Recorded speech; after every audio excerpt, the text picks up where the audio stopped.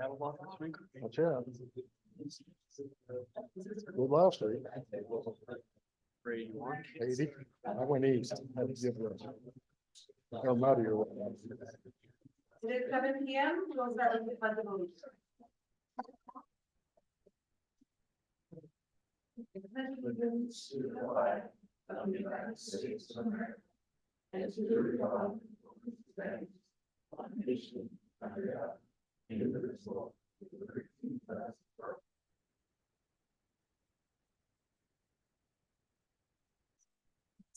Are there any adjustments to the agenda? Yes, we have one under B, recommended actions. This will be under 2, new business. This would be A1, which would appear before existing item A under new business, and it would be consider acceptance of administrator resignation. Recommendation is to accept the resignation submitted by Torrington High School Principal Dr. Cynthia Porter, effective June 30th, 2024. Thank you. Do we have a motion to adopt the agenda with the amendment? I so move. Next second, Second. all in favor? Aye. Opposed? Motion carries. Next, we'll move on to our reports from our student representatives to the board. You're up. Yeah, I think that'd be perfect. What's that? I thought we were asking questions. Right, but summarize what we did last Wednesday. Like give a little update on that. Okay. Hello, I'm Mason Wilson, Flat River representative. So last Wednesday, me and the other board reps, past and current, had a meeting with Mr. Kramer at lunch at Garcia's. So free food. No brainer right there. But we just talked about being able to express ourselves and just being honest with each other, I guess, is one of the biggest things. So that's what I took away from lunch.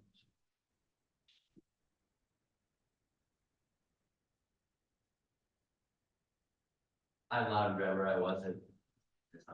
Yeah, okay. I wasn't able to attend the meeting, but I'm super excited to continue to work with these guys the rest of the week. And actually, I felt bad almost inviting you because I know you're during in season, and so you probably weren't going to take advantage of that. So at some point in time, I may have to buy you some concession stands at an athletic event to make up for that or something after season. Hi, I'm Madison Carter. I'm the representative for Clarkson High School. As Jason said, we met for lunch and we just kind of got some opinion from the past representatives on how we should act, how we should present ourselves, and to stay open-minded and voice our opinions.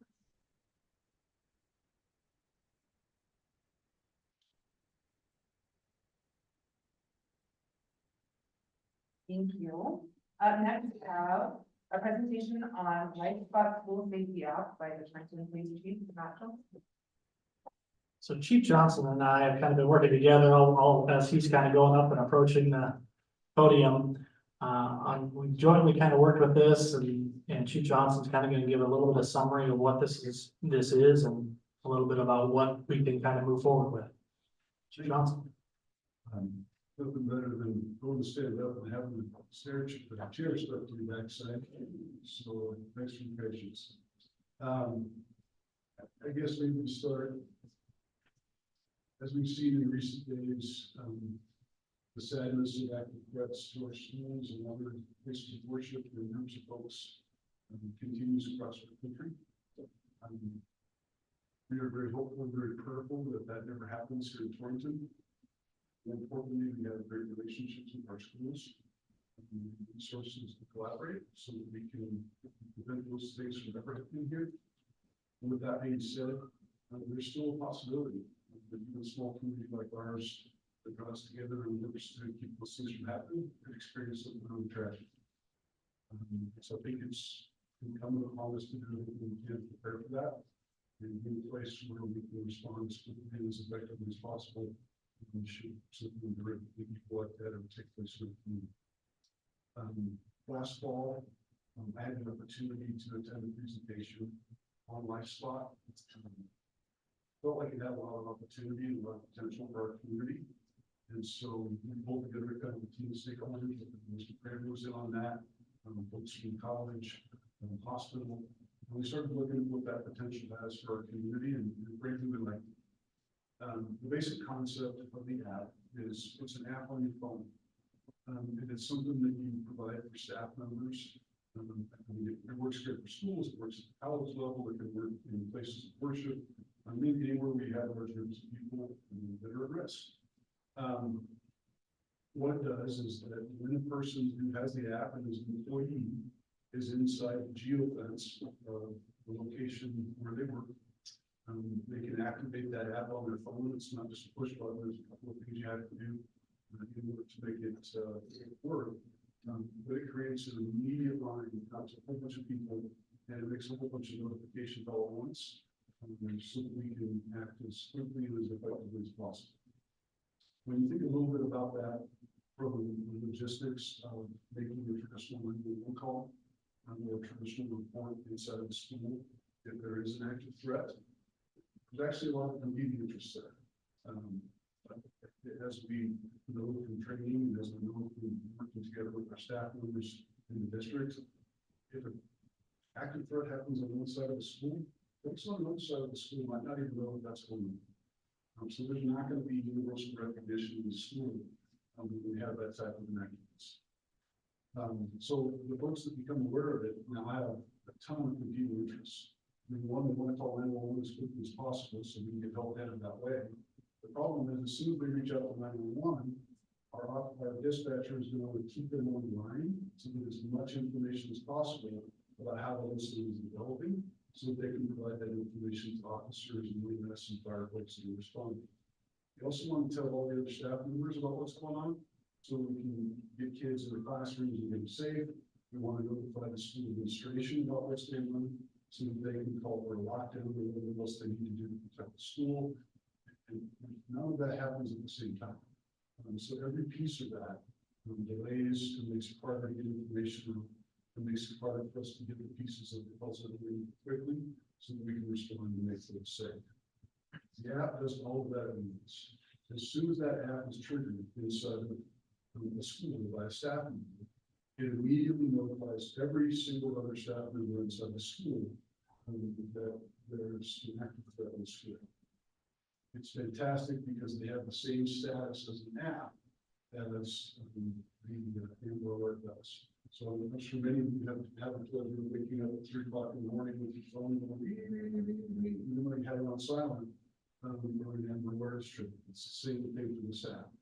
So even if a teacher or a staff member has the phone on silent to where it's not going to run an alert during class, this app will override that, and it will notify all the staff members inside the building simultaneously that there is an active threat in the school and that they need to take action.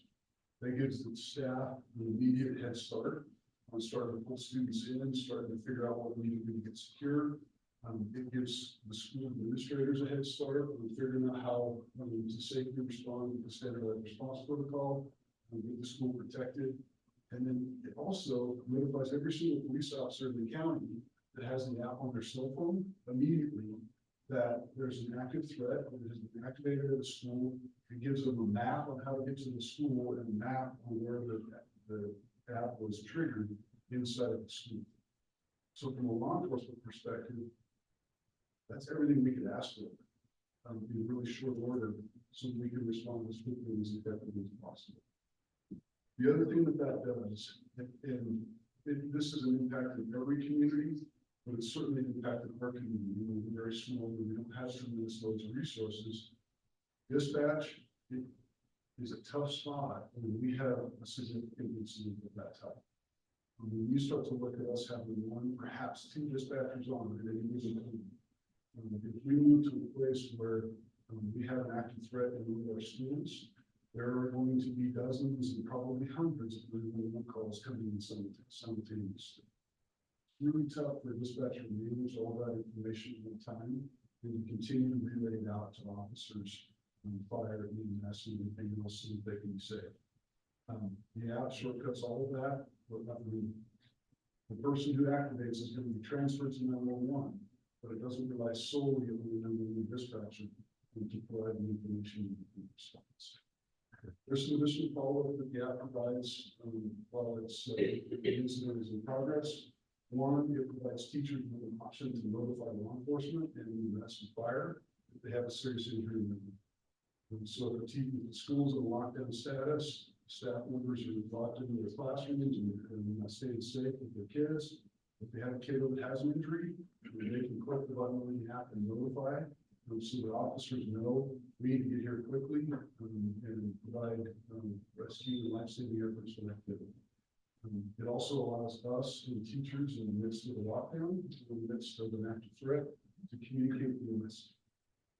That provides some significant advantages because teachers can share information with us about what they're experiencing, what they're hearing in their area, and we can share information with them. And that's also an added benefit from the standpoint of the unification. That's going to be a big job for the district. And then when you shake it, if you're doing unification tasks after an active threat at school, really challenging. And so being able to communicate with teachers while that's ongoing, is incredibly beneficial. I think I covered almost all of the advantages. I want to talk about a couple of the really important considerations that we can make if we look at those together. The first is there's a cost. We're really fortunate for the person who developed this app is really markedly across the country with a lot of success is a cop. He was the SWAT operator in the Denver area. He responded to a number of active threat events. He's partnered with some tech folks to make this real. One of the things that they're willing to do to help small communities tackle this is they're willing to collate all of the folks inside of the county who are interested in using this technology. Their pricing is by volume, so the more people that you get, the more affordable that it is.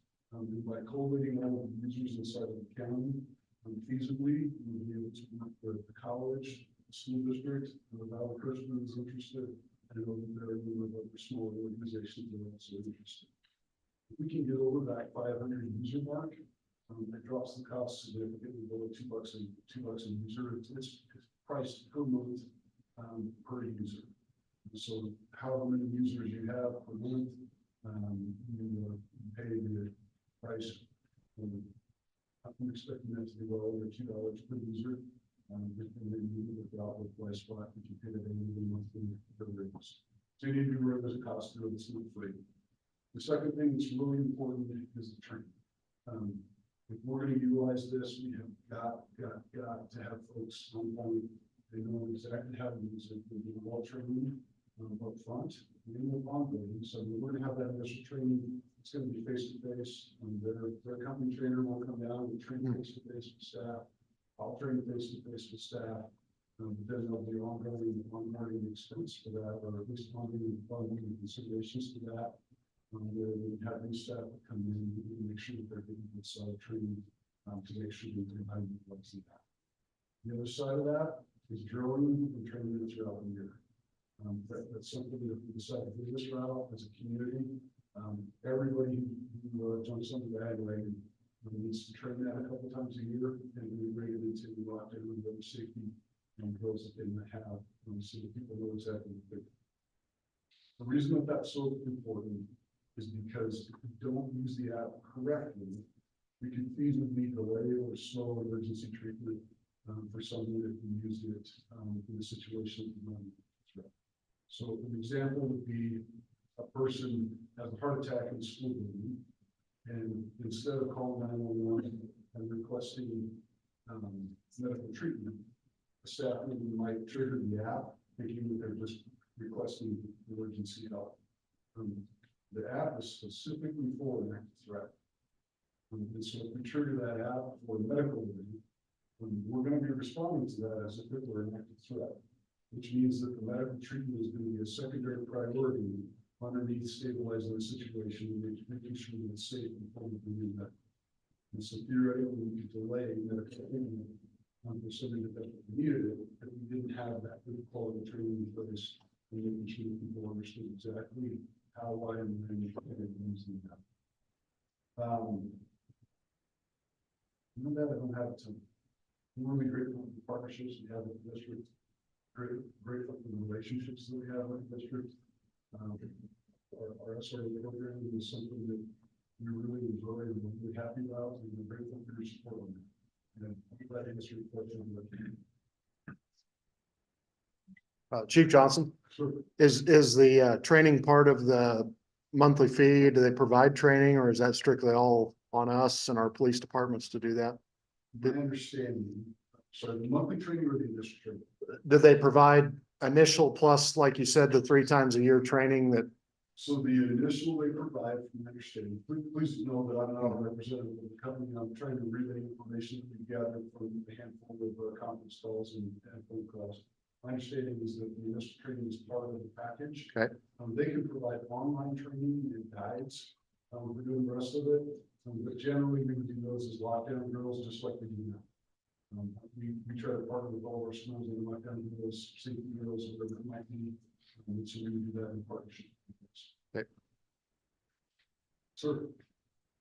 You might have mentioned it, I didn't remember, but did you say, was there a minimum number of? Did you have to have a minimum, like? So to my knowledge, there's no minimum, but it gets more expensive the fewer number of people that you have. So if we signed up 50 people for the whole county, the cost per user would be fairly sort of. I should not be applied by sort of. It would be higher than it would be if we signed up 500. If that makes sense. Now, once you get into the larger numbers of users, the cost gets increased on a per user basis.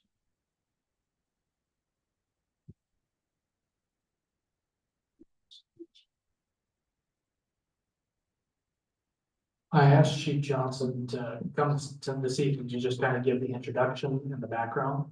But our plan was to then, back in the next board meeting in March, have this as a possible purchase for the district. And we'll be able to answer any questions in addition to that as we come into the next meeting and things. And there are certainly some logistics and other things to weed out. The biggest point that Chief Johnson and I have, and Chief Johnson alluded to it, was during a 911 call and the number and volume of calls if we were to have an active threat situation would certainly overwhelm even a very large metropolitan area, let alone our small communities and their dispatch. And then this is a way to address that concern. And keep kids as safe as we possibly can, save the students and staff. Thank you very much, Chief Johnson. I appreciate you coming. I know it's a heavy heart this evening as we mourn the loss of a law enforcement agent in Sheridan. So thank you for taking the time for us. Appreciate it. Thank you, Chief. Up next, the executive summary of the 4-day-week calendar survey. Vice President Kimmer and HR Director Holly Watts.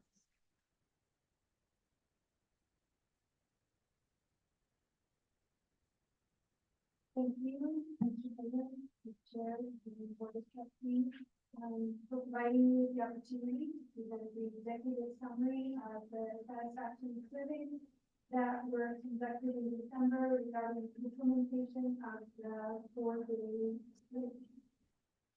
The survey were distributed to staff via district email and to students and parents by the messaging platforms used by the schools. All stakeholders were offered the opportunity to provide recommendations, suggestions, or examples to support their responses. We received 2,841 comments from 1,152 respondents. So we had great response, and so with that, I will share my screen.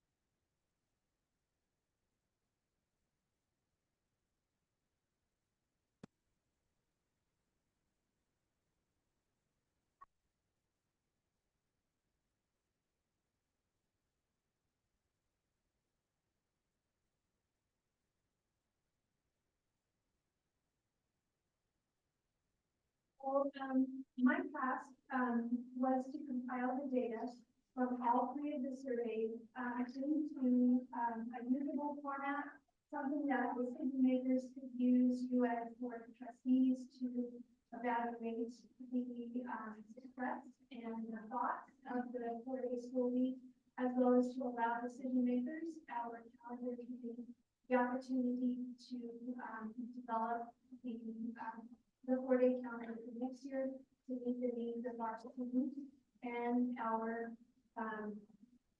staff.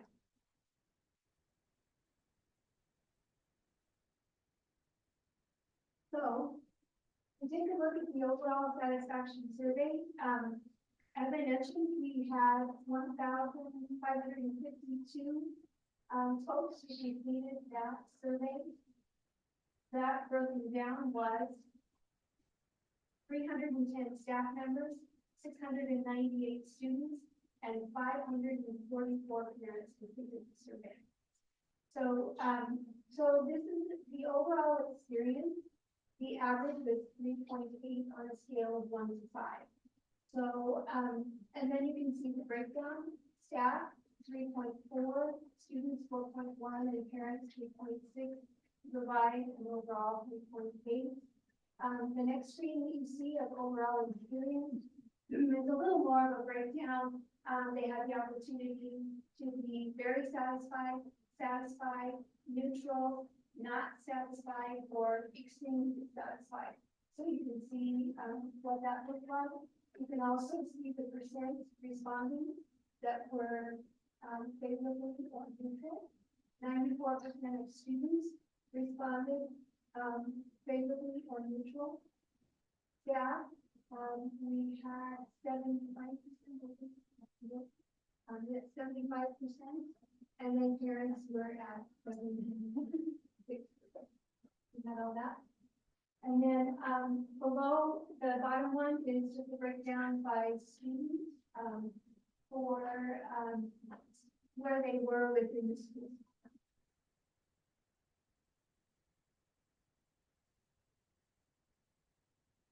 The next screen is a snapshot of where folks responded, where they were located. You can see that the highest percentage of our student responses, Trenton High School and Trenton Middle School. One thing to keep in mind, the data looked at overall as compared to the number of students within each building. So we would expect Trenton High School and Trenton Middle School with a larger number of students to have a higher response rate. Parents' response, you see across the board where those folks resided.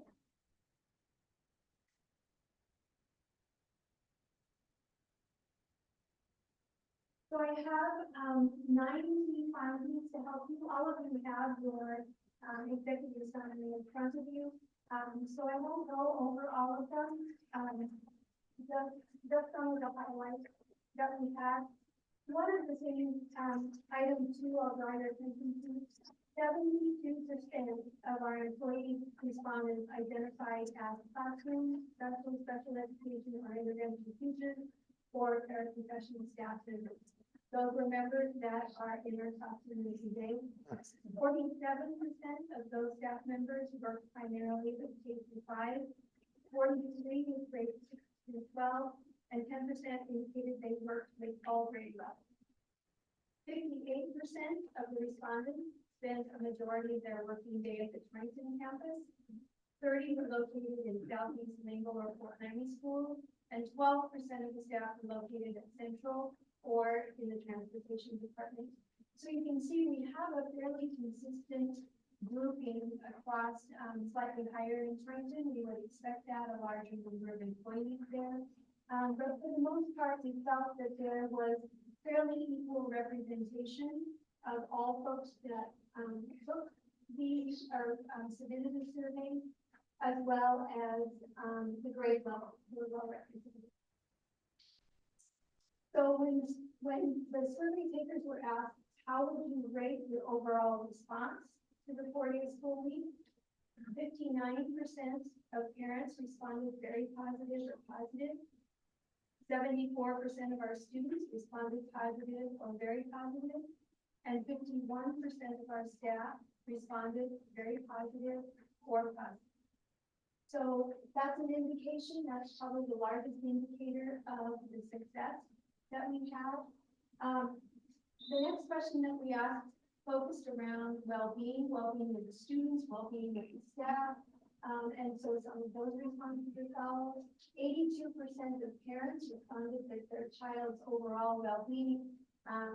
We identified stress levels and work-life balance. 82% indicated that their child's overall well-being had stayed the same or had improved in the first semester.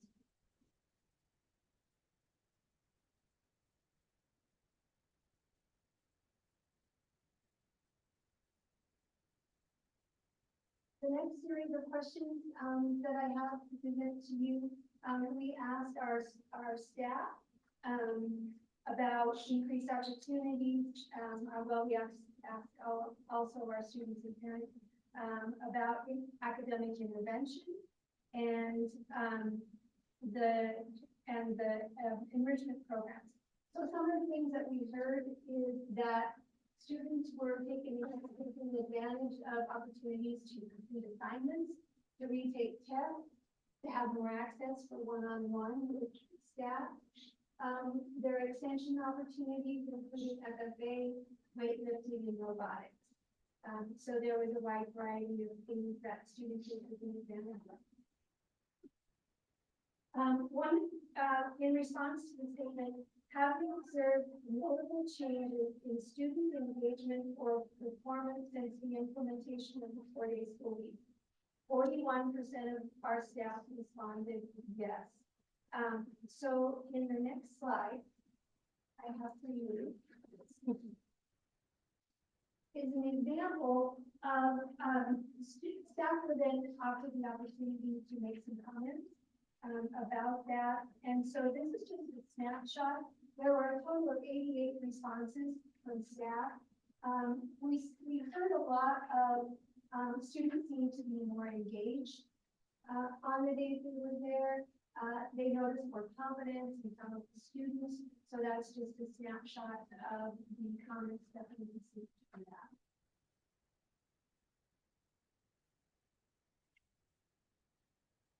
Lastly, and most importantly, is the district's response to the data that I've presented.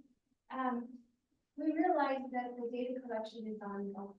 One semester is just a snapshot.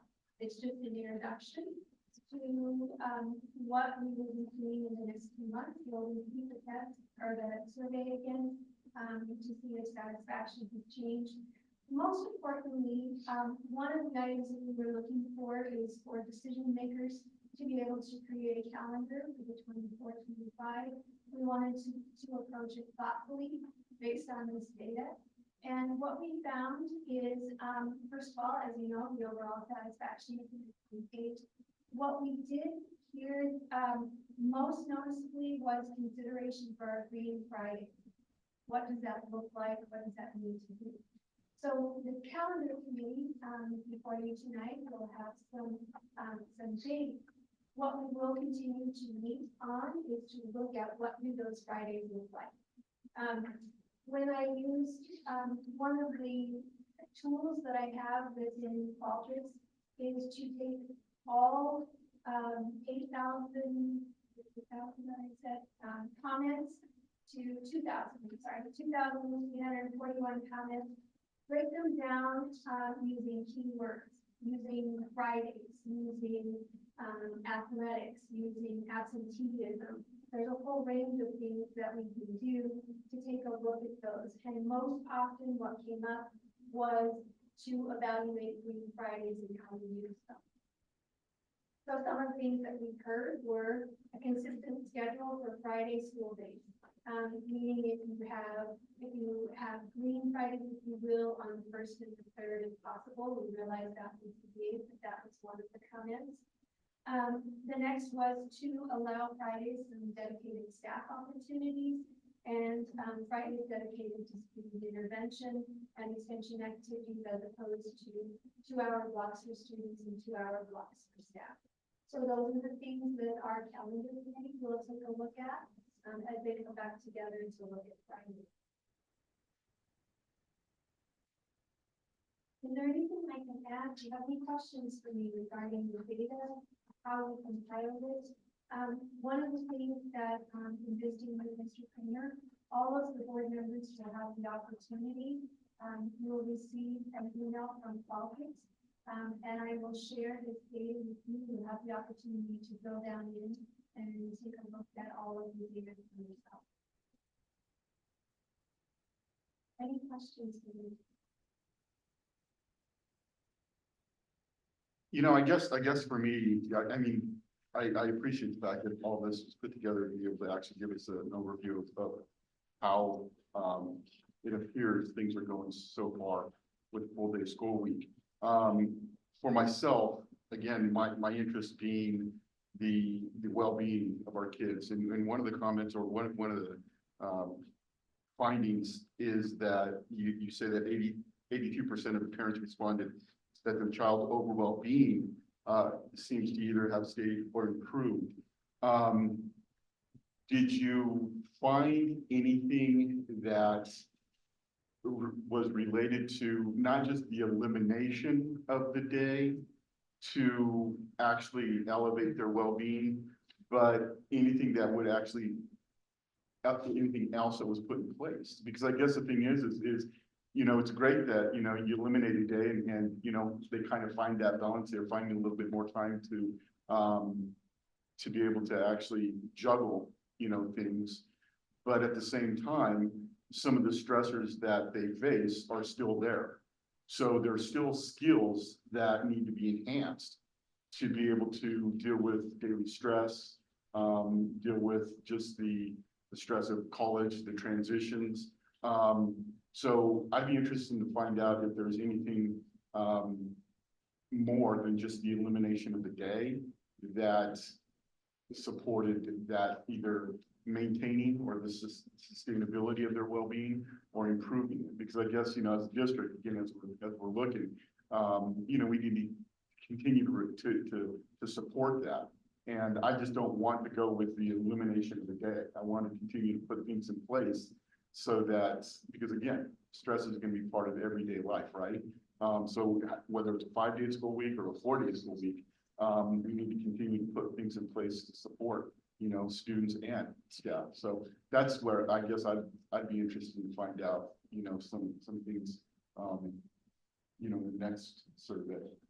Yeah, I think they're absolutely, you bring up a great point. We're gonna talk about that a little bit later in regards to the academics too, because I want to share some academic information during my report. And I think it is we have to use caution in drawing conclusions from one change being just linked to some data point, that it can be a contributing factor, but it might not be the sole factor in that. And I appreciate you pointing that out because, yeah, you're absolutely right. That just by doing one thing within that piece could be a factor in that well-being increasing, but there also could be multitude of other factors, and we shouldn't become complacent too in thinking that one issue or that piece there that we inserted was the sole result of that. Well, you know, I mean, there probably is. I mean, there is some. I mean, I'm not taking away from the fact that I think that schedule allows for, you know, our students and our teachers to be able to kind of, again, to make the demands of what they're needing in their schedule. But at the same time, like, you know, I mean, we just had Chief talk about some things that, you know, we're still continuing to have to face, right? And I just want to make sure that, again, we don't lose sight of those issues as well. So, yeah, thank you. Thank you. Thank you. Any other questions? Comments?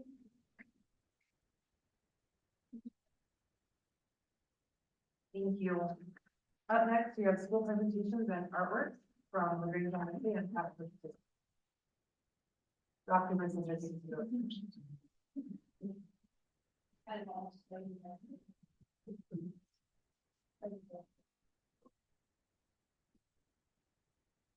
maybe that'll help. So my name is Matt Bailey. I'm the principal and kindergarten first grade teacher out at LaGrange Elementary School. And I'd like to share with you guys a little bit about what we do with our Green Fridays. The current way that it looks is not how it's going to look next year. As what Miss Holly Laura was talking about with what our calendar committee is working on. And due to some different things that we're balancing, this was kind of a pilot year for us. And being a smaller community, it kind of made it more personal. So I'll start off with our interventions, what we do. Each grade level, K1, 2, 3, and 4, 5, 6, have 2 blocks of intervention time, one for language arts and one for math, where each teacher is working with whichever students came. Generally, we're sitting at about 50% of our students coming on our optional Green Fridays. And it's been really nice to have that time. We have small classrooms anyway, but it's really great having that personal time, sometimes one-on-one, with a very small group to work with kids and their individual goals. We've been working really hard on individual goal setting, helping students know what their goals are, see their aim lines, and being able to look at their own data and tell if they're reaching their goals or not. And so that's a really good time for those personal conferences. Next slide, please. We also have art and music as optional on Fridays. So in order for it to work into the schedule at LaGrange, it's traditionally been on Fridays. So not having regular school on Fridays kind of threw a monkey wrench into things. So we went with our optional Fridays. So they come down and they meet with students during that time. We have a parent volunteer, 2 parent volunteers who do our Christmas program for our fall music. So all students participate in that, whereas students may or may not participate on the optional Fridays. Same thing with our artwork. Mr. McGuire comes down and works small groups with students on individual skills. We also have artwork around the boardroom. You can see that our kids work with in our individual classrooms. So we have some acrylic work and we have some paper pencil with crayons and markers and colored pencils. Next slide. The big thing that the kids like to come for are our robotics program. So in kindergarten, first grade, we have the Sparrow robots along with Dash and Blockley. They also work with code.org to help program their robots. In the 2nd, 3rd grade room, they combined with the 3, 4, 5 this year to work with drones and code.org and other robots. One of the cool things that we have is a mapping program with our drones. And so the kids go to the gym and they fly the drones over certain maps. When they cross over QR codes, and they have to program the drones to change altitude or direction. It's really fun. Kids love it. So if you'd like to see that sometime, let me know and we'll schedule a time for you guys to come out. Next slide. Here's just more things of what the kids are doing.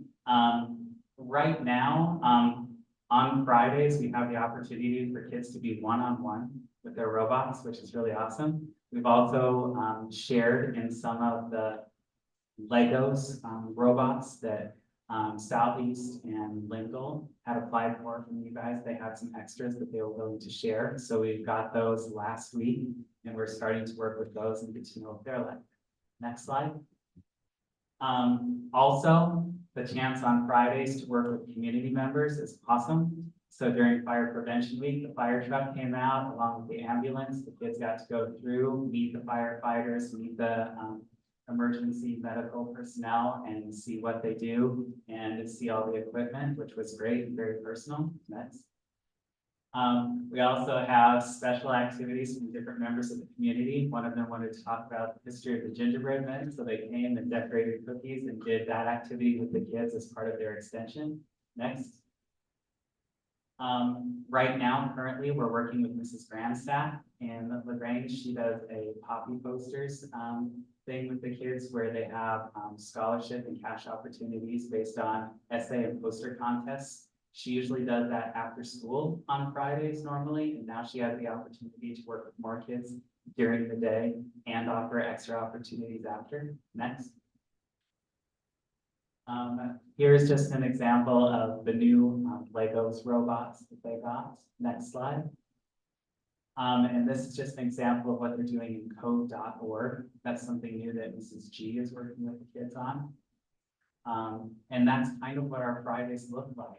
We have an awesome opportunity with our kids to work in small groups. They get a lot of extension opportunities mixed in with a little bit of their interventions to help them meet their goals. And this year, we really enjoyed this time with our kids. We also did some field trips on a Friday as well. And so that was kind of fun so that we could extend that time with parents and kids as well.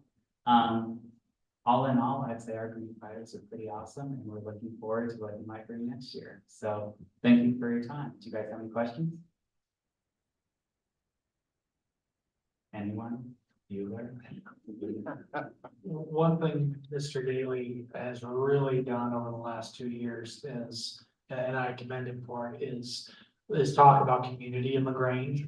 Because of the small numbers, he has really incorporated the activities of either concerts or those evening activities with families and really invited the community through carry-in and all of those various activities, not just through just a concert. It is an absolute event to go to LaGrange for different activities. And I just commend him for that because that is absolutely what LaGrange is about, because of the small number of students. It isn't just where 16 students go to school. It has to be that encompassing of the entire community of LaGrange and the ownership by the community. Not only if they don't have a child going at that time, it is part of the fabric of that community. And Mr. Daly absolutely encapsulates that really, really well. And I commend him on that. He does a really nice job of promoting that. And you can tell by the community and their feedback and their attendance at those events, there's a great appreciation for that. So thank you for doing that, Mr. Daly. I greatly appreciate it. Thank you for that comment, but it's not all me.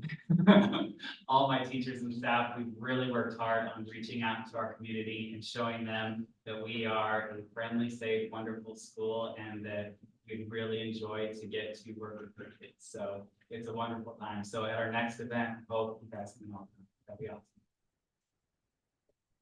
Thank you.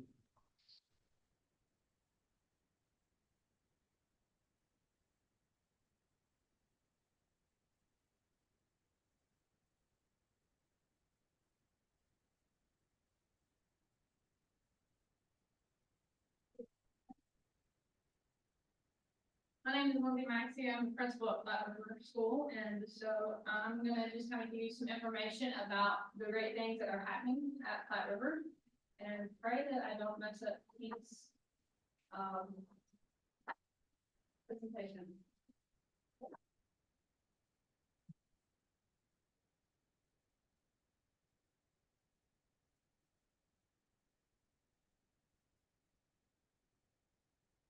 Tried to talk Mason into doing this instead because he's a pretty good speaker and that's why he's our board rep. So here we go. Good evening, Mr. Kramer, Board of Representatives, or Board of Trustees. Like Mason said last week, one of the things that I wanted to present to you is kind of what Flat River is doing and let you know a little bit more about what is happening at Flat River and all the great things that are happening. Let's see if I can multitask, shall we? So who are we? Flat River School is a non-traditional alternative high school that provides students with an opportunity to pursue their education on an individualized basis. Every student is different and every student has different goals and dreams. We're there to help support them, help them succeed to go towards post-secondary readiness.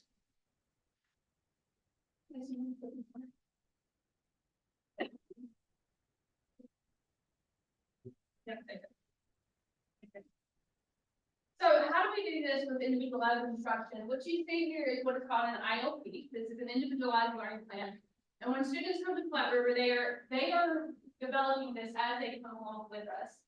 And so students meet with their different teams to discuss their pathway, whether that is doing military, whether that is doing college, whether that is doing a job.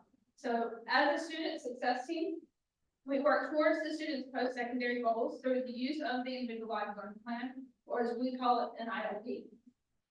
These are reviewed frequently with their lead teacher that they meet with once a week. They get to meet with me once a month, and then they meet with their success team, which is comprised of their, parents or guardians, their lead teacher, their lead support, which is our parents, and then also their counselor. This is a tool that we use. This is a tool. I got you. This is the tool that we use for advising students to stay up to date with their graduation pathways. We also are able to monitor their success in terms of pathway as well. And that's what you see down here, the different pathways that they have. And so this is something that's always in the forefront of their minds of what are the plans after high school. So with this, we monitor that, and the IOP allows for communication to happen between a student and their counselor, between the admin and the student, and also between the counselor and admin. So this all lives in one document to where we are able to talk and be able to keep that documentation there for students. So where are we located? Originally, we were located in the basement of Torrington High School, and thanks to you great people, we have actually moved to the old cosmetology building at EWC. So we've had great partnerships with Eastern Wyoming College, Dr. Haas, and being able to work with his team there, and being able to move to this new facility. As you say, we have expanded this, and it is so amazing to be out of the basement. I'm not even gonna lie. Some of you guys actually came down, and you got to see where we were. This is where we are. And I cannot thank you guys enough. It just brings me to tears to know that my kids are being able to be taken care of. And I think Mason can probably attest to this, that we love it there. I mean, it's awesome. It's so much better than where we were. You gotta come visit, because it is amazing.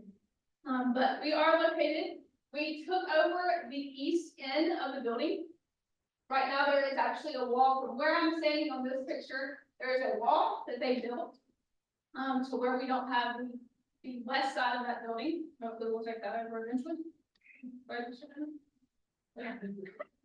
But this is where we're at, and like I said, it is so much more it is so much better than the basement where we were. So if you saw where we were, this is where we're at. And again, this is a big thank you for you guys, because you saw what this program was about. You saw that we were going forward. And we went from, I think we started at 7 students, and now we're sitting at about 30 students. So we have more than quadrupled in size, and we keep looking at expanding. So how do we get to do this? Guys, I'm not gonna lie, I have the best staff in Goshen County. I'm a brat, and I get my way. Mason knows this. He was in my class when I was at Torrington High School, and he knows when I was at Torrington, I always got the best students, and I always get the best staff. So our staff, they believe that every student deserves to be seen, to be heard, and to be understood. We strive to foster a sense of belonging and community that will help our students develop the confidence and resilience needed for academic, social, and emotional success in school and beyond. The staff of QRS go above and beyond to work with students. They meet them where they're at, but encourage them to go to the next level. We always want to push them to go be better. Each staff member that you see here, and we actually have some pretty awesome subs as well that come in, and we can't do it without them. So each staff member that you see has multiple hats that they wear, whether they are the MTSS liaison, or the 504 coordinator, the literacy team member, calendar committee member, Gear Up liaison, student council sponsor, class sponsors, kids managers, SST team, or project aware members. Right now, we're all working to become advisors for CFES. That is a partnership that we're doing with UW, which is College for Every Student. And we were working with UW to prepare our certification for college and career readiness. To put it briefly, we have a running gag at Flat River that my staff says they do other duties as assigned, or they're talking to other people, or as they're told. So they're very flexible, and like I said, I have one of the best staffs in Goshen County, so I'm very, very thankful for them. So let's talk about the pathways that are available to them. They are co-op, CTE, and college. Those are the 3 pathways that we talk to students about. When it comes to co-op, we work with community stakeholders to be able for students to learn different skills that they can go out into the workforce. With co-op, they actually get a half credit for every 100 hours worked with one of our great community stakeholders. They also can do CTE. CTE, we actually partner with the traditional high schools in being able to do auto, ag, woods, foods, business. And one that's been added for our program is also health sciences. So the other one is college dealing with dual. So dual, this is where we actually get students to take college classes or take technical classes through EWC. Again, we're working in that partnership with Jeff Haas, Dr. Haas, and EWC and various staff that is there as well. So we talk about the 3 E's in Flat River when students graduate. We want them to be either enrolled, enlisted, or employed.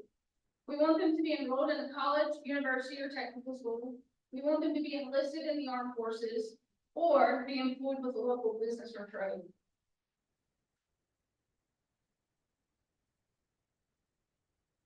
So what you're seeing here is actually what our platform looks like. We use what a platform called it in some, and this is their pacing. And this is where students are meeting with their lead teachers to discuss their pacing, whether they are ahead of pace, on pace, slightly behind, or off, and they are able to see where they're at in terms of their progress as they go through the course. Because this program is individualized, students work at their own pace, so they can get through the class in a matter of 2 weeks. Some students take a little bit longer, and that's fine. That's what we're designed for. That's what we do. So every week they meet with their lead teacher to check their progress towards their secondary and their post-secondary goals. They check in just to ensure that they're on track with their pacing and that they remain eligible for their extracurricular activities. Because our students are involved in the community, like Mason. Mason is part of the choir, he's part of the band. We also have students that are doing drama. We also have students that are doing things with CTE as well. So we have students that are engaged in other programs as well. But this is an opportunity not just to talk about their academic progress, but it's also to talk about how their well-being is.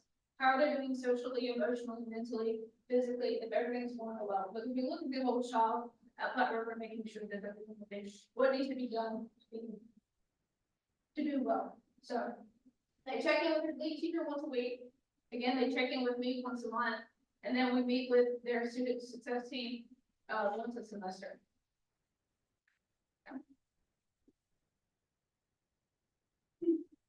So this is something that is new to Flat River. Again, you guys were, you graciously awarded this program to us, which is the Exact Path. This is a program that we utilize, and it has an adaptive screener that diagnoses students where they're at and what skills they have. It allows them to create an individualized learning path. So what you're actually seeing is the averages of our students. This is, I believe it's math, of their testing window of how much they have grown from the fall testing window to the winter testing window. And then we're going to test them again come spring, right before the YTOP or ACT. This program actually helps to improve ACT and YTOP scores. And they have shown progress in increasing those scores for those students. So as a staff, this is our first time utilizing this program. So we're still working out all the tweaks and trying to figure out all the ins and outs of it. But one thing we have found with this, students are scored between a 0 and a 1500. And then they are ranked nationally compared to anybody else that has this program that utilizes this program. So what we're seeing that you see at the bottom, I did a snippet of one of our students of where they are with their reading, language arts, and with their math. So if they are not proficient in a particular area, they actually get what is called a learning path. So their learning path one more expensive. So this is a learning path that they have. They work on skills that we talk about having holes in their path. So they will diagnose them and they will decide what skills they need to be proficient in. And then they will actually test them on that, making sure they're giving them resources in order to supplement their learning. So as a staff, we are learning this and how to best use this. We are currently doing professional development through this to be able to be more so it's more advantageous for students. So a little bit about this data, because I'm a math and science nerd, and that's how I work. So in the fall of 2023, to kind of give you an idea, our students finished 132 classes between courseware, CTE, and college classes. That's a lot of classes for 30 students. On average, I think I told Mr. Kramer during my meeting with him that every student approximately got 2.25 credits, which is well on their way to doing what they're supposed to for our check with the state. Currently, there are 120 active enrollments. That's just in the Edmonton platform. That means there's about 52 different courses that our teachers are doing at one time. So a student can be in geometry, so I won't pick on Mason because that's what I like to do. Mason can be in geometry, but we know he's not. Loudon can be in geometry, and Maddie can be in geometry, but they could all be at different places. So the math teacher has to be able to go, okay, well, you're in geometry A, but you're in unit 2. Loudon is in geometry A, but he's in unit 4. Maddie's in geometry B, but she's in unit 3. So every student's at a different place. So like I said, on average, our teachers have about 52 different classes that can be going on at one time. Other things, our students this semester, there are 12 students that are taking CTE courses with one of the Goshen County high schools. They have 13 college courses that they are currently enrolled in.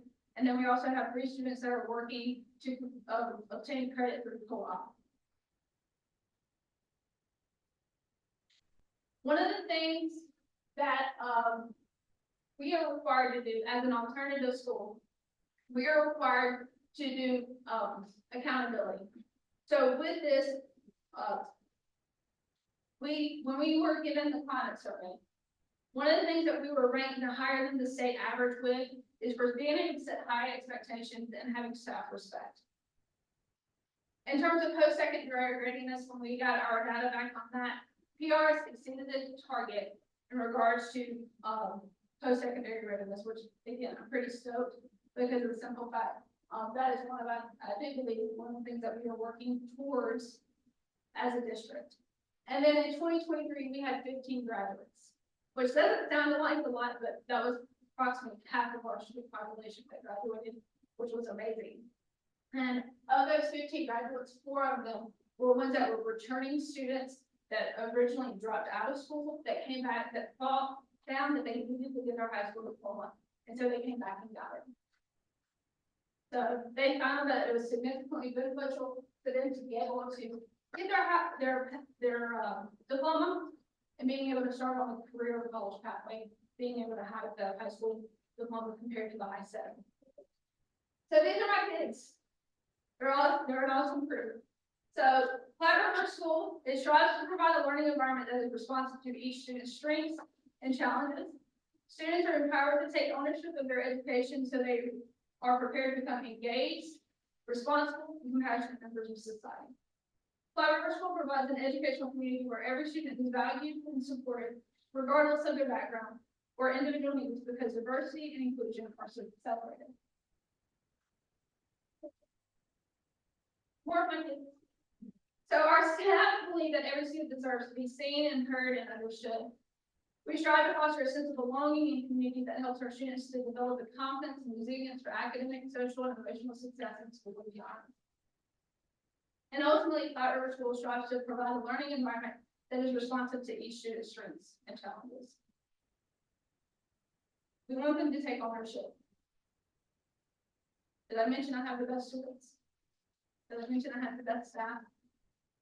I just want to thank you guys. Thank you for allowing me the opportunity to brag on my kids, on my students, and my staff. I am truly very blessed to be able to serve as their instructional leader. And I appreciate Mr. Kramer and the Board of Trustees to entrust me with the opportunity to work with one of the best staff in Goshen County. And because next week is School Appreciation Week, happy School Board Appreciation to you guys, because I can tell you all by next week.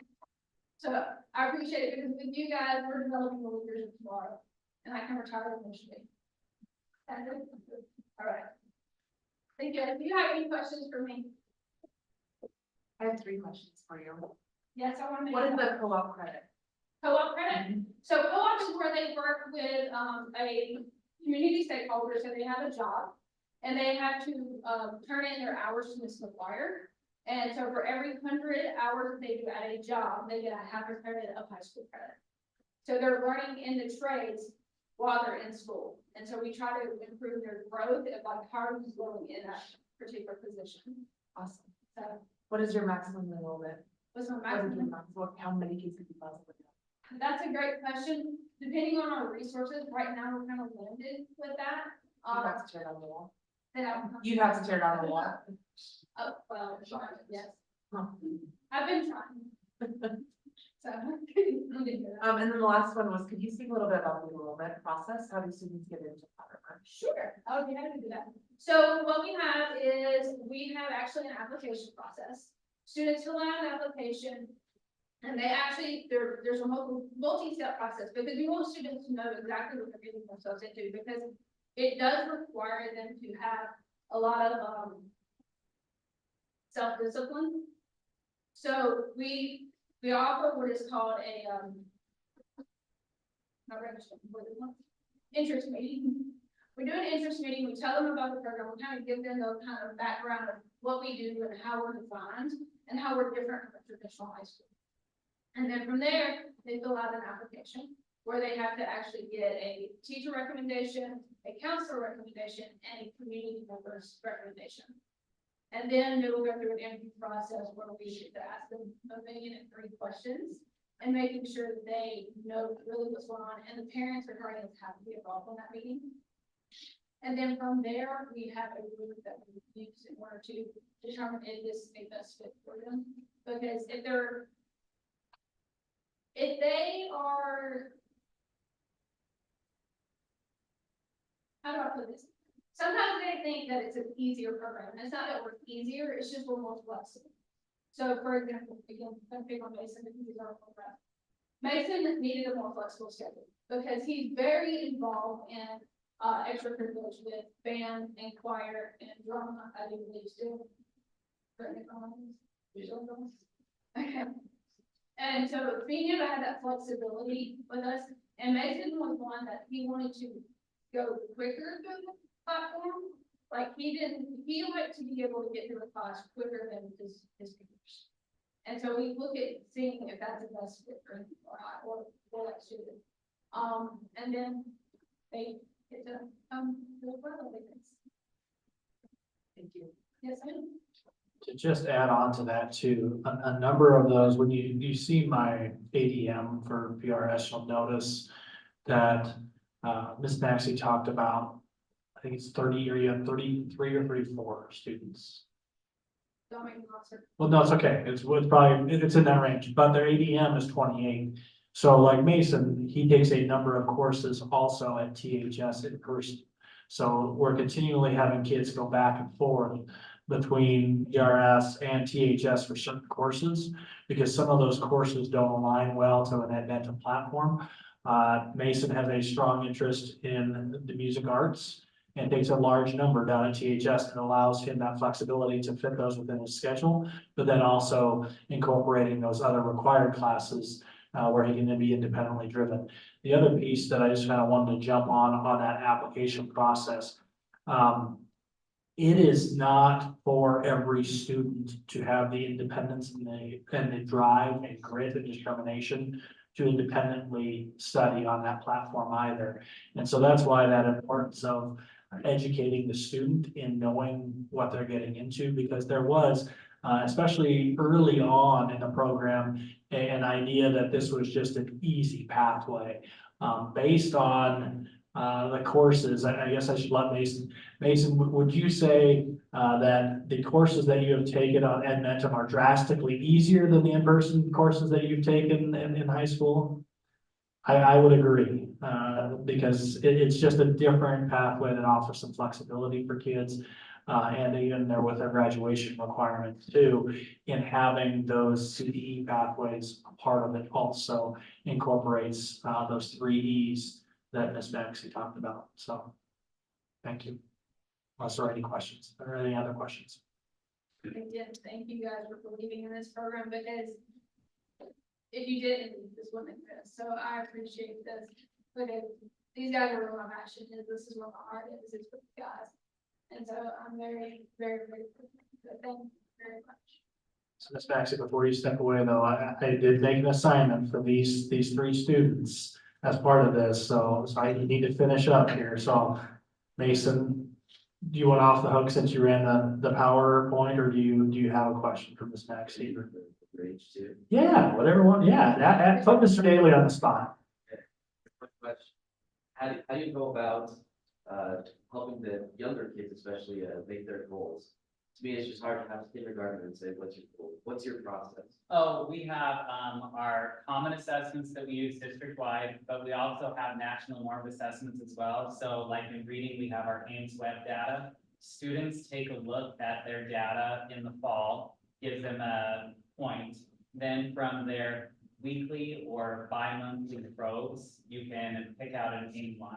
It shoots across there what the nationally norm growth rate for a kindergartner is. That's the aim line for the nation. Then it has their goal line based on their progress, and they can see if that's above the national percentile or below the national percentile average. And they can take a look at that and say, well, I think I can get better. I think I can do better than that. And then the next time their goal is on their progress is marked on there, they can see if they're making progress or not. And then we also take a look, using the Ames Web bell curve. We take a look as a school and see how, if we are meeting our district goals as well. So it makes it a visual process for them, and they really own their data. It's pretty awesome to see. Got one for you, Ms. Maxey. I'm super curious about kind of what, a day would look like for a student that goes to Flat River. Every student's different. Every student is. We have some students, but they are supporting their families. They will come in like that, you may not see them at all. Like we have some students, they work 40 hours a week at a job, and so they do all their work at home. And then you have other students that are needing to be with us more, so they work with us all day. And then they come to mainly Torrington High School. And then they'll do school like this at Torrington High School. We have other students that go work in the morning, go rest in the afternoon, and they go wrestle in the afternoon. So like I said, every student's different, so there's not one set schedule. We just try to be available for it. Thank you. I have some other questions. You said that you were individual based. How do you like required hospitals notified for like that? That's a great question, Maddie. So every student is required to take 4 math, or excuse me, 4 English, 3 math, 3 science, 3 history, personal finance. They have to have a pathway, so that's your CTE, co-op, or and then they have to have a credit and a half of elective. That is the very minimum. Now, you not being in my geometry class, I don't do very minimum, so I'm going to push a kid. Fine, we're going to go to the next level. We're going to go to the next level. Every kid is different. Some kids, we try to get majority of them to do out of one geometry, and then do 1 math, and for 4 English, 1, 2, 3, 4. There's sciences, we do biology, physical science. We try to push chemistry. Me being a physics nerd, I try to push physics. So it just kind of depends. Everything's different, but they have to do it. Ms. Max, if you have a rough number, I know, I mean, just over the last couple of years of maybe like number of kids per grade that are like enrolled in Flat River, is it usually like freshmen? It's majority upperclassmen, so it's majority juniors and seniors, that's the majority of our class. So like right now, currently, if I'm not mistaken, I think we have 20 juniors and seniors. And then we have, I have to go back and look. The smallest class is freshmen, because usually with freshmen, we want them to start off at a traditional high school and getting that groundwork first to make sure this is what they want. Only with extenuating circumstances, we want freshmen to come directly to us because they need to experience the high school life. But the majority of our kids will be seniors. ADM wise, it's 4.25 freshmen, 3.73 for sophomores, 11 juniors, and 9.27 seniors.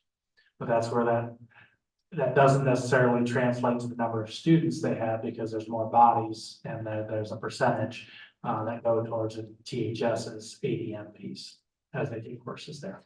But so most of them were enrolled in basically a THS and profession. Yes, a larger number would have been in their home district for their freshman and sophomore year typically. Typically, it's juniors and seniors. I was just asking, just in the back of my mind, is that?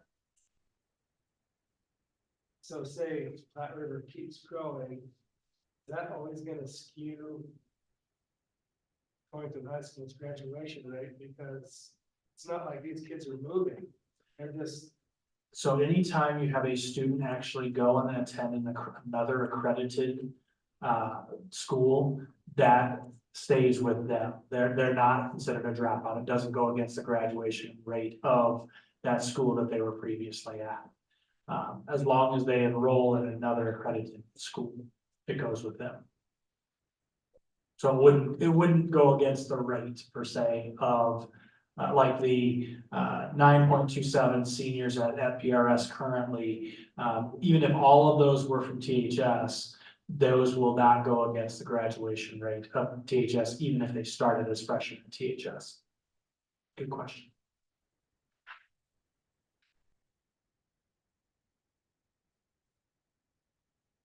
Thank you. Thank you guys. We do not have any requests for public forum this evening, so we will move on to our consent agenda. Do we have a motion to approve the consent agenda? Second,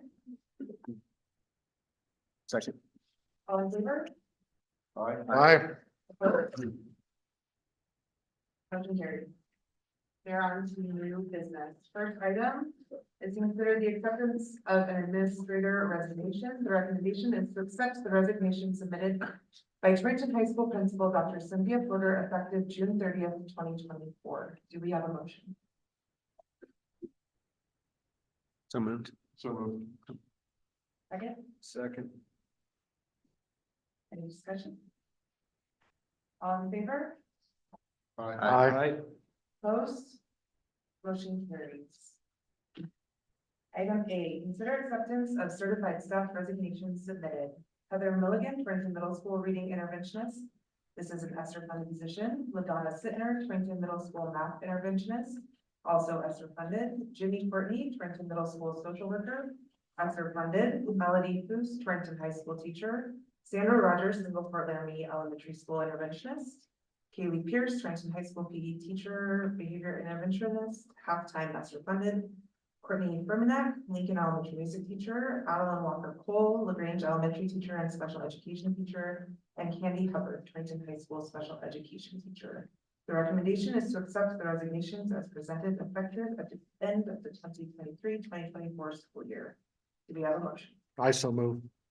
Second, second, any discussion? All in favor? Aye. Opposed? Motion carries. Up next, appoint Goshen County Recreation Board members for 2024. Chairman Sussex has contacted all current members who have indicated they will continue to serve on the board and have their terms renewed. The Recreation Board met on February 7th, 2024 to interview candidates for the community member vacancy. The proposed appointments and rotation for 2024 is Kyle Niswanger, first year of a 5-year term. It expires December 2028. Wade Brew, second of a 5-year term, expires December 2027. Wade Phipps, second year. Yeah, Is your it second should year? be second. Second year of a 5-year term expires December 2026. Carlos Cecido, fourth year of a 5-year term, expires December 2025. And Dylan Hager, fifth year of a 5-year term, expires December 2024. The recommendation is to approve member appointments and rotation of the 2024 Goshen County Recreation Board. Do we have a motion? Second? Second. Any discussion? All in favor? Aye. Opposed? Motion carries. Item C, consider approval of proposed 2024-2025 school year start and end dates. Trustees Cushman and Hurley serve on the calendar committee. The following dates for the 2024-2025 school year calendar are presented for approval with final design of Fridays pending. Certified staff start date is Tuesday, August 13th, 2024. Students' first day will be Monday, August 19th, Christmas break, December 23rd through January 5th. Easter break, April 18th through the 21st, graduation, Sunday, May 18th. Students' last day will be Thursday, May 22nd. Certified staff last day will be Friday, May 30th, 2025. The recommendation is to approve the proposed start and end dates for the 2024-2025 school year calendar as presented. Do we have a motion? I so move. Is there a second? Second. Discussion. All those in favor? Aye. Opposed? Motion carries. Item D, consider approval of new high school courses for the 2024-2025 school year. Trustees Chairs and Alexander serve on the curriculum coordinating committee. The recommendation is to see the memo for specific information. Approve adopting the following new courses and resources for high school credit. Music theory, new course, statistics, a new course, speech, also a new course, We the People, curriculum resource for modern American studies, and algebra 1.5, an alternate course for algebra 1. Do we have a motion? So move. Second? Discussion? I think these are great courses we're adding. Excellent courses. I got a question, is that basically, so like if an eighth grader takes algebra 1, then it goes into freshman year? So they have a chance to just take algebra 1.5 instead of jumping together. So essentially what that course or what the recommendation specifically is to count algebra 1.5 in lieu of algebra 1 for the Hathaway scholarship. So the Hathaway scholarship specifically outlines algebra 1, geometry, and algebra 2, like those specific courses. In a few instances, we have a few kids that are basically capable upon exiting 8th grade to go into a higher math course, like algebra 1.5, which is kind of a cross section between algebra 1 and algebra 2. Usually it results with them taking like college algebra or some of those like higher advanced courses. So this is just basically asking for clarification to count that algebra 1.5 as algebra 1 for the purposes of the Hathaway scholarship.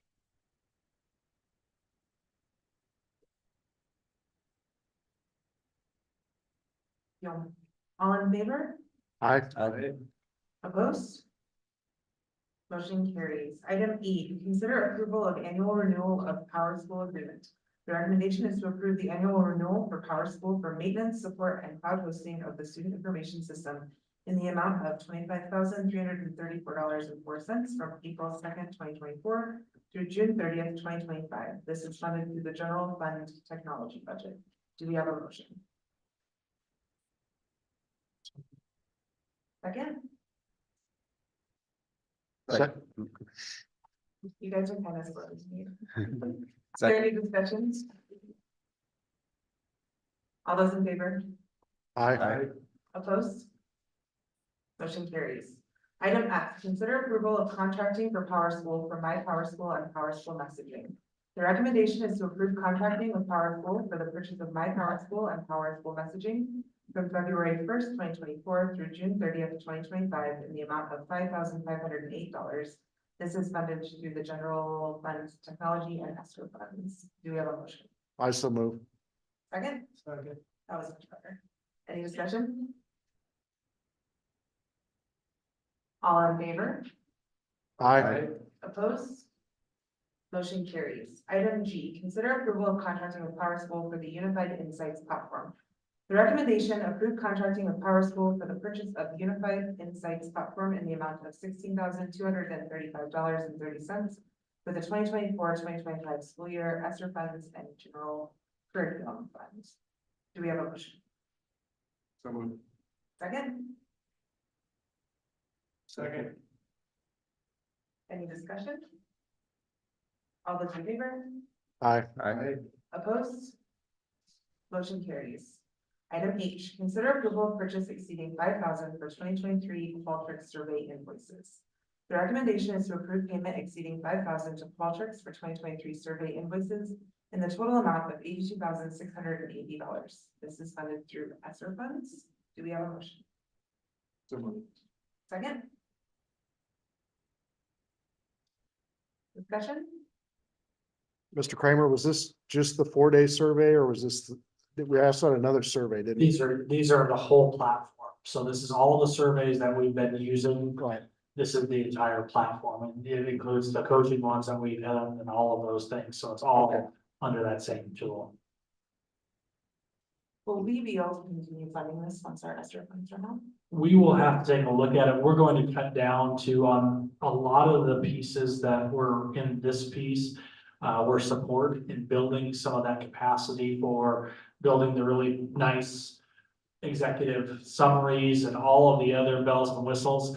Where we'll probably cut back on a lot of those pieces and really focus on keeping the survey component, which is important and very useful tool once you know all the pieces to it. All in favor? Aye. Opposed? Motion carries. Item I, consider approval of purchase exceeding $5,000 for district copy paper. Recommendation, approve the purchase of 840 cases of district copy paper from Contract Paper Group in the total amount of $26,451.60 from the general fund. Do we have a motion? I so move. Second? Discussion? That's a lot of paper.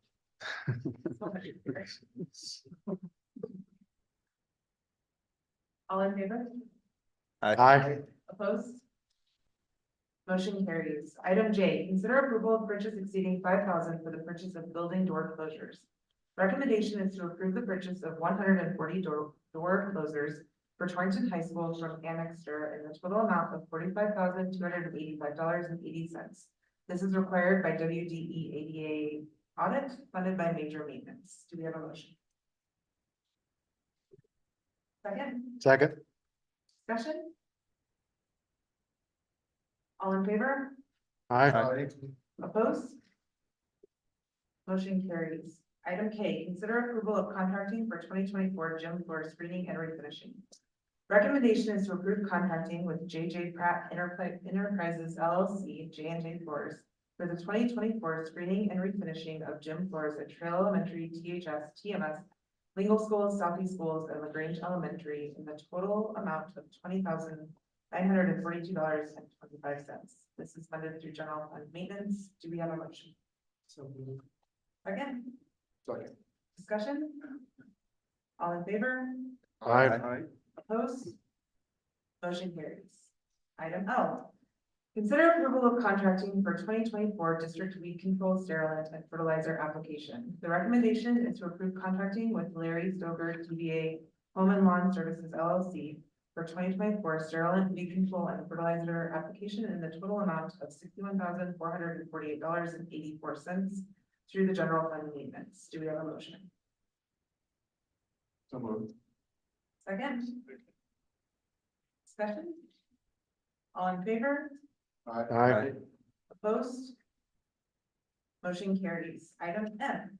Consider approval of contracting for 2024 district tree spraying. The recommendation is to approve contracting with Mom's Tree Spraying for district tree spraying in the total amount of $12,859 through the general fund. Do we have a motion?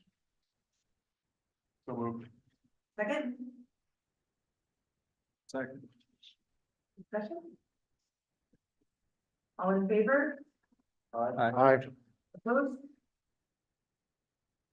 Motion carries. Next up is topics for discussion. If there's anything the board would like to discuss this time. It's been a very quiet. Remind me, was there a date set for the next? Mr. Farmer and I are getting together in regards to what those next steps are regarding the survey piece and the components of getting the feedback on that information. He hasn't reached out to me yet as to what that step would be, but then once we get that, then we'll set a date for that work session to review that information. All right, under E, future meetings, the WSBA Legislative Forum will be held on Sunday, February 18th, 2024 at Little America from 2 to 4 p.m. The next regular board meeting will be Tuesday, March 12th, 2024 at 7 p.m. And the Salary Relations Committee will be meeting on Friday, March 22nd, 2024, from 12:30 to 5 p.m. to continue working on topics. Then I have a couple of dates for you to pencil in also. At our regular meeting on April 9th, we will have a executive session to talk about salary relations, as we do every year to talk. Marcy gives us the update in regards to that information for budget and what it looks like for potentially a salary relations meeting that will be taking place following that. And then on April 30th, that will be work session, sorry, I said executive session. It would be a work session before that April 9th regular meeting. Then on April 30th, we would have then a special meeting, which would include an executive session to have the update from the salary relations that took place just prior to that. And then we would have the meeting open then and to possibly approve the package that was proposed from salary relations. And that would allow us to get all the information out and contracts out to the teachers in order to get them completed before school would end for the school year.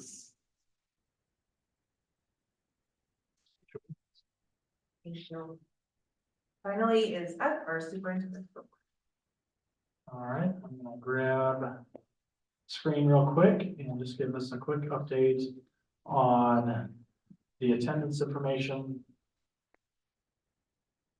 You'll notice that many of them remain the same in the average daily attendance. The green indicates an increase, colors that didn't as a slight decline. Again, these don't necessarily represent the students as a whole, but could be partial, and that's why we have the decimal number there. I did want to point out, just since we did have PRS, the drastic change. Just in 2021, in the January report, we had 10.21 students, and as you can see, currently up at 28.5 FTE. When they were also at that 10.21, there was a larger percentage that were just actually straight attending PRS as opposed to taking a lot of the dual courses. So there are a lot more individuals taking courses up at PRS, and that combination between the high schools and those activities. We are slightly up in our average daily membership at 1,609 students, and for the month of January. In my next one, I'm going to switch over to our Ames web data. And this is the screener, the universal screener that we use for students. And actually, I just remembered, Lorraine, don't let me forget to go get those cards that I need the board members to sign. So they'll have to stay out for a little bit for that. I have some cards for you to sign because what we did this year, we've been very deliberate in taking a look at our data over the last 2 years with our work with IMSC. Universal Screener is a tool that we use to provide some assessments for students in reading and mathematics, kindergarten through 5th grade. And what it allows us to do is this is given 3 times a year, the fall, winter, and spring. And what we do is we set goals based on this data.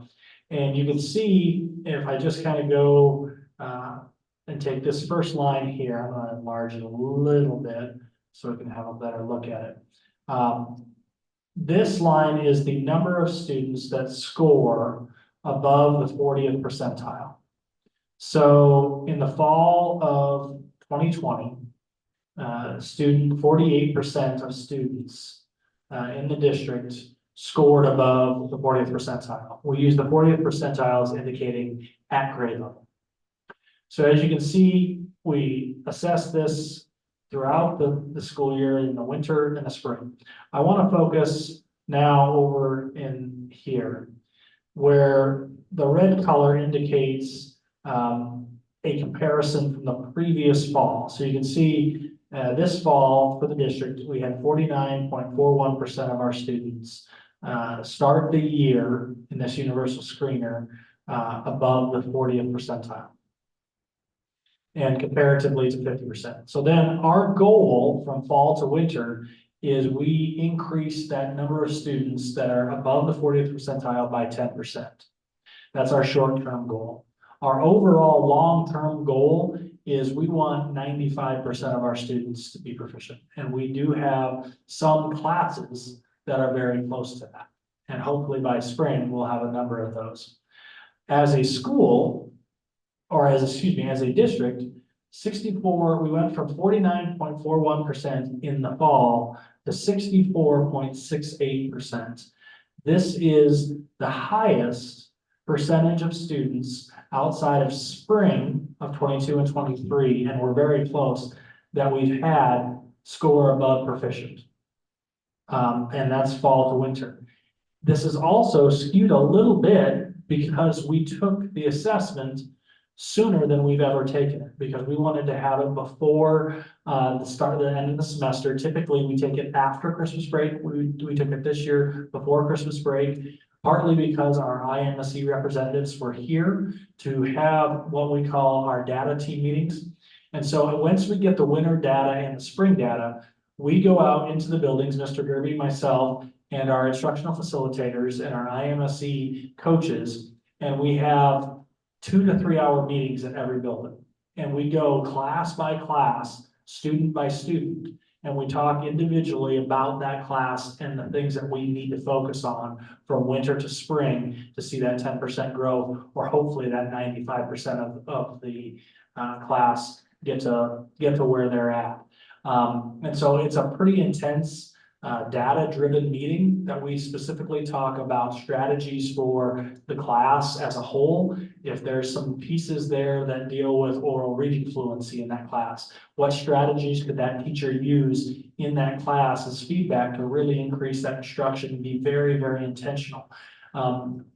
Every minute matters. What we found that through some of this information and kind of action research, the teachers that don't ever let a minute go to waste, that even lining up for the going to PE or lining up to go to recess is also a learning activity, where these teachers are saying they're either an activity that's engaging in reading or talking about red words or green words.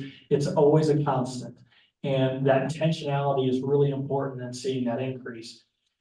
As a district, we grew 15.27%.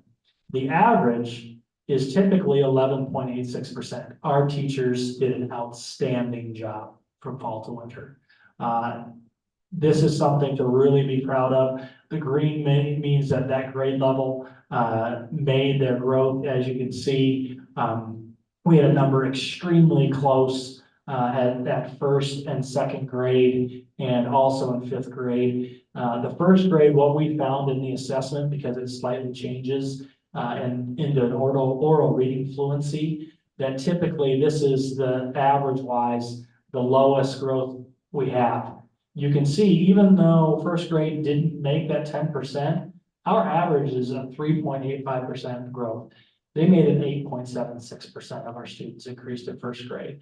And we're really hoping that we can kind of keep working on this, because even if we just raise 1%, we'll have our highest percentage that we have, and we're aiming for 10. We're pushing for 10, even though our average is 4.72 from winter to spring. We want to get that 10%. So 64% of our classroom teachers met that goal of 10%. That's a really outstanding number, and I have actually cards for each one you to sign that's going to go to those schools. Every one of our schools made that growth goal. There are some schools that are smaller schools where it can get pretty tough, that we're getting close to having an entire school that is proficient. And we're hoping to be there by this spring. And it just kind of echoes what those teachers have done and the work that they've really focused on. And this is extremely data driven. Our instructional facilitators have done an outstanding job at those lower elementaries, really focusing on the data and making our intervention time and our literacy block time very, very important in generating those ideas for phonemic awareness, But as you remember from last year, when they talked about, many of the strands in literacy, not just being the one strand for phonemic awareness, but having all those strands in that rope, being incorporated into that instruction. And we're still, we have a ways to go, but we've made, tremendous gains that I'm very proud of, for our teachers and administrators. And I think we have a long, way to go, but we still are making really good progress. And especially when you look at that fifth grade, when 80% of our students are scoring above the 40th percentile in fifth grade, we're getting close to that 95%, which is a huge number.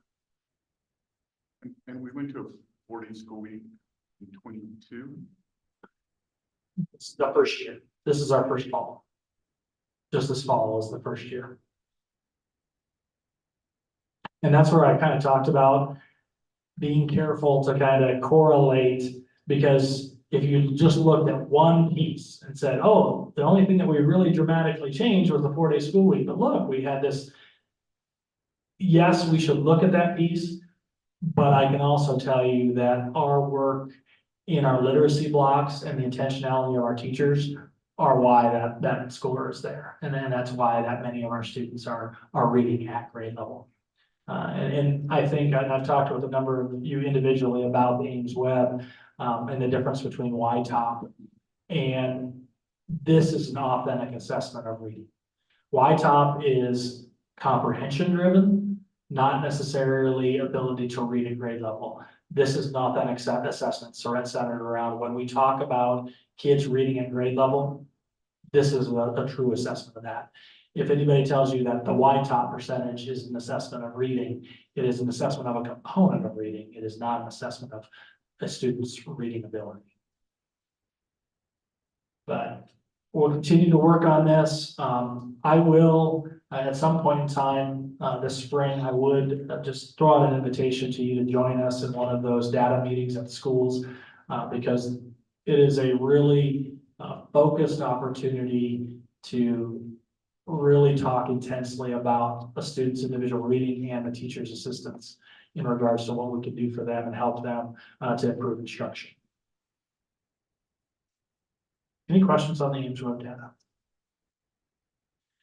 And then update on the 2024 salary relations process. We completed another salary relations work session that we had, was it 2 weeks ago, Marcy? And we did tackle a large number of items. Our next meeting will be here in March that's listed on the future meetings. And then we'll also have our fourth meeting in April, where we'll more specifically talk about salaries and benefits. Before I get on to my last one, I'm going to turn it over to Marcy real quick. And we had undergone a food audit for our food service department, and I wanted her to provide an update of how that because it closed up today. I think we shared that this was year 5 of the state coming in and doing what they call an administrative review of the school lunch program. If you're doing good, they come every 5 years. If there's issues, they'll come back much sooner. And I felt like it was very fitting to share. Ramona Moody, our new food service director, has done an amazing job. The state was very complimentary of the information she was provided.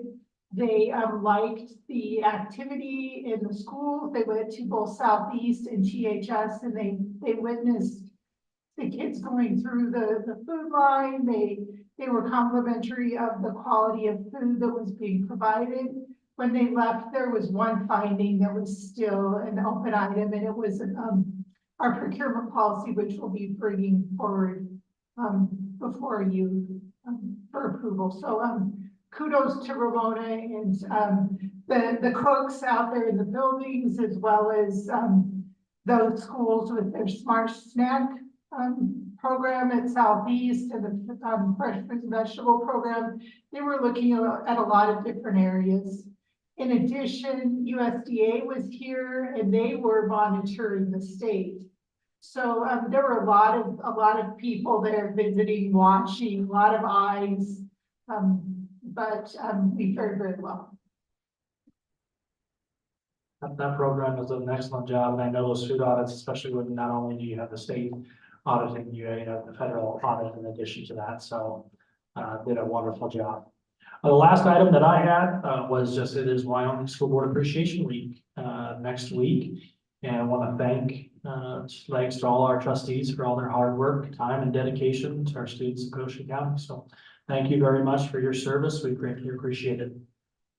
Everything I had. Okay, it is 8:41 and we are adjourned. I need you to sign